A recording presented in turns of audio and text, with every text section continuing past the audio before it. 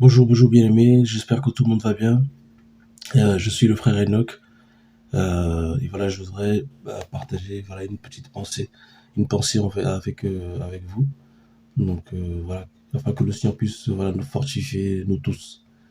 Euh, donc voilà, remettre avant ce temps entre les mains du Seigneur. Adonai, merci pour ce temps que tu nous accordes, Seigneur, de partager autour de ta parole. Seigneur, nous te remercions pour ce temps, que nous puissions être vraiment fortifiés par toi, que tu puisses nous faire du bien et que tu puisses nous rapprocher encore plus de toi, Seigneur, parce que nous avons vraiment besoin d'être près de toi. Aide-nous, Seigneur, papa, vraiment à marcher et à demeurer vraiment toujours auprès de toi. Au nom de Yeshua. Amen.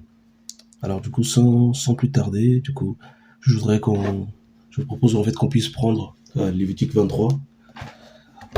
Lévitique 23.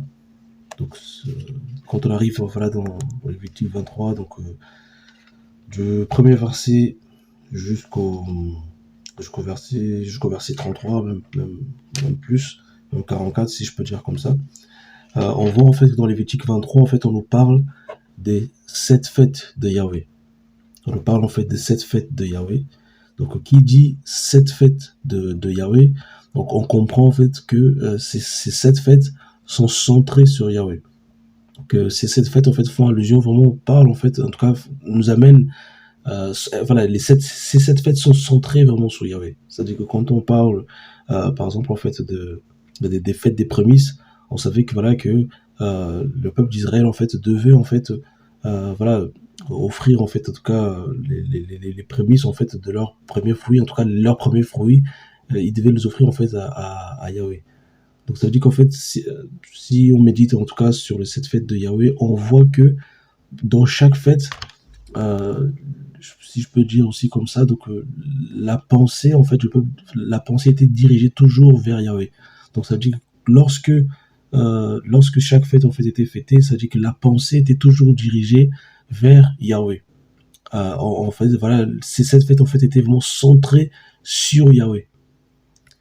Et quand on fait un peu la comparaison avec ce qui se passe en fait dans le monde en fait aujourd'hui, on voit qu'il y a plusieurs fêtes dans la société dans laquelle nous sommes aujourd'hui. Il y a plusieurs fêtes en fait. Voilà, par exemple, voilà, fête d'anniversaire. Donc les fêtes d'anniversaire, elles sont centrées sur l'homme. Donc voilà, on fête l'anniversaire de quelqu'un, donc on est centré sur l'homme. Quand on fête, voilà, en fait Noël, enfin quand les gens qui fêtent Noël, puisque aujourd'hui, voilà, le Seigneur nous a éclairés, nous ne sommes plus dans ces choses-là. Mais quand les gens fêtent Noël, ce sont aussi des fêtes qui sont aussi centrées sur l'homme, puisque voilà, à Noël, les gens euh, enfin, achètent des cadeaux, ils achètent des cadeaux, ils s'offrent en fait pour les hommes. Donc ça veut dire que ce sont des fêtes qui sont toujours centrées sur l'homme. La fête des pères centrée sur l'homme, fête des mères centrée sur l'homme. Donc la plupart des fêtes aujourd'hui, si ce n'est toutes les fêtes humaines, en tout cas aujourd'hui, de la société dans laquelle nous sommes aujourd'hui, elles sont centrées sur l'homme. Et si on regarde bien, aujourd'hui, en fait, nous sommes dans une société où les gens sont beaucoup concentrés, en fait, vraiment sur eux-mêmes, sont beaucoup concentrés sur eux-mêmes. L'homme, en fait, est très centré vraiment sur l'homme. Il n'est pas, en fait, centré, en fait, sur le Seigneur. Et ça, c'est un problème. Donc, quand on regarde les fêtes de Yahweh étaient centrées sur Yahweh, étaient centrées sur Yahweh. En fait, dans chaque fête, le Seigneur, en tout cas, enfin, le Seigneur les amenait, en fait, à penser en fait à Yahweh, c'est-à-dire que quand on parle en fait de tabernacle, fête de pain sans levain, la Pâque, fête des trompettes, donc directement en fait la pensée était centrée directement la pensée était centrée sur Yahweh en fait et pas sur autre chose parce que c'était les fêtes de Yahweh. Et malheureusement, contrairement aujourd'hui, voilà, aujourd'hui, bah, on voit que dans le monde, dans la société d'aujourd'hui, c'est les fêtes, elles sont centrées sur l'homme. Et en fait, on voit que ces choses-là, le fait de faire beaucoup de fêtes qui sont centrées sur l'homme, en fait, ça a aussi un impact dans la vie de l'homme, puisqu'aujourd'hui, l'homme est beaucoup centré sur lui-même. Euh, voilà, je veux travailler, enfin, je vais travailler pour réussir, je dois avoir, en fait, je dois en fait être concentré sur mes études parce que je dois réussir, je dois faire ceci, je dois faire cela. Ces choses-là, en fait, ne sont pas mauvaises, enfin, voilà, de faire des études pour, voilà, avoir, en fait, un travail. Mais, en fait, on doit d'abord vraiment être concentré d'abord vraiment sur le Seigneur. C'est-à-dire que, euh, aujourd'hui, en fait, en tant qu'enfant, en fait, d'Elohim, euh, nous devons pas être centrés sur nous-mêmes. Nous ne devons pas nous concentrer que sur nous-mêmes. Parce que si nous sommes centrés que sur nous-mêmes, en fait, on va mettre nos vies, euh, en fait, c'est comme si, en fait, notre priorité va être notre vie. Et c'est comme si les choses du Seigneur, en fait, sont, en fait, en second plan. Et quand on voit, en fait, quand on va un peu dans 2 Corinthiens, dans 2 Corinthiens 10, enfin 2 Corinthiens 5, oui. Alors, 2 Corinthiens 5, verset 15, on peut même prendre à partir du verset 14. Car l'amour du Mashiach nous comprime, estimant que si un seul est mort pour tous, alors tous sont morts. Et il est mort pour tous, afin que ceux qui ne vivent plus dorénavant afin que ceux qui ne vivent plus dorénavant pour eux-mêmes, mais pour celui qui est mort et ressuscité pour eux. Donc on nous dit ici qu'il est mort pour nous, afin que ceux qui vivent ne vivent plus dorénavant pour eux-mêmes, mais pour celui qui est ressuscité et mort, et pour celui qui est mort et ressuscité pour eux. Donc en fait, on voit ici que euh, Yeshua en fait est mort pour nous. Et si nous sommes en fait des disciples, si nous sommes des disciples du Seigneur Yeshua Mashiach, en fait, nous devons plus vivre en fait pour nous-mêmes. C'est-à-dire que nous devons plus être centrés sur nous-mêmes, mais c'est-à-dire que nous vivons maintenant pour le Seigneur. Donc, c'est-à-dire que nos vies doivent être vraiment centrées sur le Seigneur.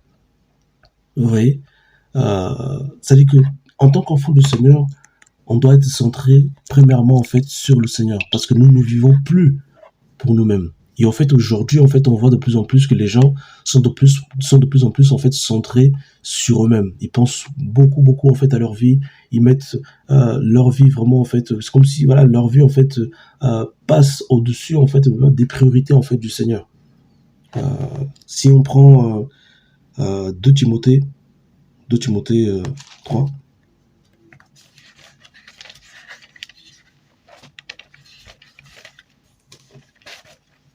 si on prend 2 Timothée 3, à partir du verset, à partir du verset 1, on voit vraiment en fait voilà ce qui se passe en fait aujourd'hui dans le monde. Verset 1, mais sache aussi ceci, donc 2 Timothée 3 verset 1, mais sache aussi ceci, que dans les derniers jours surviendront des temps difficiles à supporter, car les gens seront amoureux d'eux-mêmes, aimant l'argent. Donc on nous dit bien ici, car les gens seront amoureux d'eux-mêmes. Donc ça dit que quelqu'un qui s'aime sur lui-même, ça veut dire que c'est quelqu'un qui est centré sur lui. Aimant l'argent, fanfaron, orgueilleux, blasphémateur, rebelle à leurs parents, ingrat. Donc quelqu'un qui est ingrat, en fait, c'est quelqu'un qui n'a pas de considération pour les autres. Ça dit que c'est quelqu'un qui est centré sur lui-même. Sans religion, verset 3, sans affection naturelle, sans loyauté, calomniateur, sans autocontrôle, cruel, opposé à la bonté, opposé à la bonté et aux hommes bons, traître. Donc quelqu'un qui est traître, en fait, encore une fois, c'est quelqu'un qui n'a pas de considération pour les autres, en fait, qui regarde, en fait, qui regarde à soi-même, en fait, qui est plus centré sur lui-même, qui regarde qu'à son propre intérêt. Donc traître, térimaire, enflé d'orgueil, ami des volontés plutôt qu'ami de lui. Donc en fait, on voit quelqu'un qui est enflé en fait d'orgueil, c'est quelqu'un aussi qui est centré sur lui-même, en fait, qui pense en fait qu'à lui. Et en fait, aujourd'hui, en fait, en tant qu'enfant d'Elohim, nous ne devons pas nous retrouver dans ces choses-là. C'est-à-dire que notre pensée doit être vraiment centrée sur le Seigneur. Comme dans 2 Corinthiens 5, verset 15, en fait, nous disait voilà, que aujourd'hui, enfin, Yeshua Mashiach est mort pour nous. Et aujourd'hui, nous vivons plus pour nous-mêmes, nous vivons maintenant pour Yeshua Mashiach. Donc ça veut dire que nos vies doivent être concentrées sur Yeshua Mashiach. Parce que voilà, nous tous, en fait, nous sortons voilà, de quelque part.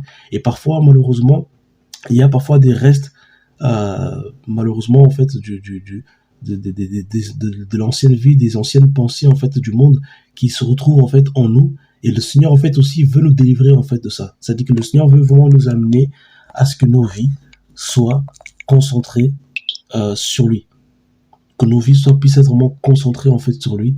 Ça dit que voilà, je donne en fait un exemple. Disons que le Seigneur en fait voilà, le Seigneur me met à cœur je suis en train de dormir et le Seigneur à une certaine heure, enfin je ne sais pas, à 5 heures du matin, il me dit, Enoch prie. Puisqu'aujourd'hui je ne vis plus pour moi-même et je vis en fait pour le Seigneur, je vais me lever et je vais prier. Mais si en fait, si ma vie est centrée, si aujourd'hui je mène une vie centrée sur moi-même, je veux dire non, je veux pas prier, je vais plutôt dormir parce que je dois me reposer, je suis fatigué. Donc vous voyez, quand déjà on commence à réfléchir comme ça, c'est-à-dire qu'en fait on est centré sur lui-même. Le Seigneur va nous dire, le Seigneur va dire voilà, mon fils, ma fille, prends du temps pour jeûner, voilà, pour les âmes, tout ça et tout. Et la personne va dire ah non non non, franchement je veux pas jeûner aujourd'hui. Voilà, moi j'arrive pas à jeûner.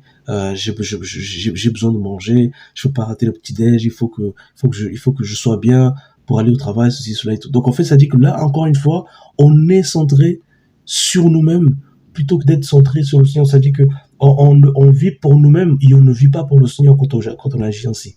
En fait quelqu'un qui est centré sur le Seigneur, c'est quelqu'un en fait qui regarde d'abord en fait aux intérêts du Seigneur plutôt qu'à ses propres intérêts. En fait, voilà, en tant qu'enfant du Seigneur, le Seigneur, voilà, veut en fait voilà que sa gloire en fait puisse se manifester afin que des gens puissent être touchés. Mais pour qu'on puisse voir tout ça, il faut que nos vies soient centrées sur le Seigneur. Il faut que, si on veut voir la gloire du Seigneur, il faut vraiment en fait que on puisse d'abord regarder aux intérêts du Seigneur plutôt qu'à nos propres intérêts.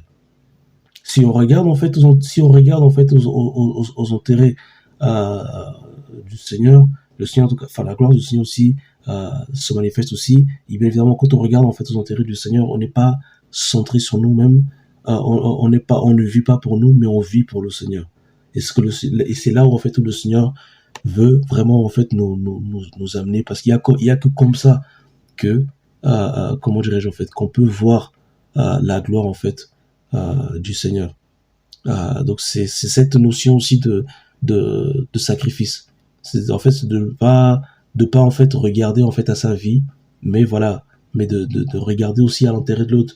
Je donne un exemple, enfin, je ne sais pas, tu sors du travail et en fait on t'appelle, il y a une sœur en fait qui a besoin d'encouragement. Si tu regardes en fait à ta propre vie, tu vas te dire ah non, je veux pas aller encourager la sœur.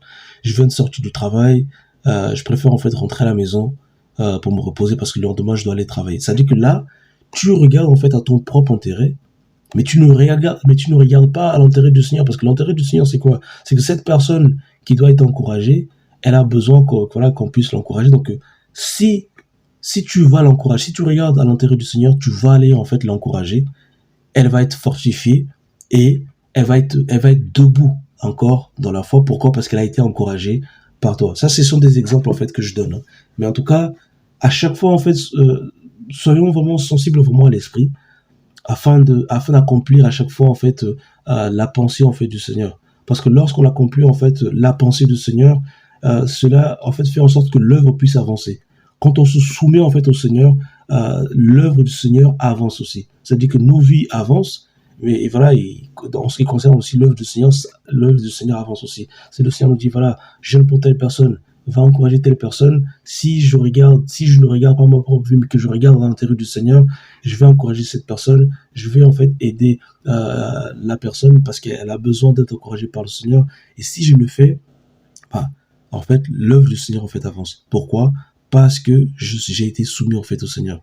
Donc le Seigneur vraiment veut de plus en plus nous amener en fait à ne pas qu'on regarde en fait à nos propres vies, mais qu'on puisse vraiment être concentré sur le Seigneur, qu'on puisse pas être centré sur nous-mêmes, qu'on puisse être centré sur le Seigneur et sur sa volonté.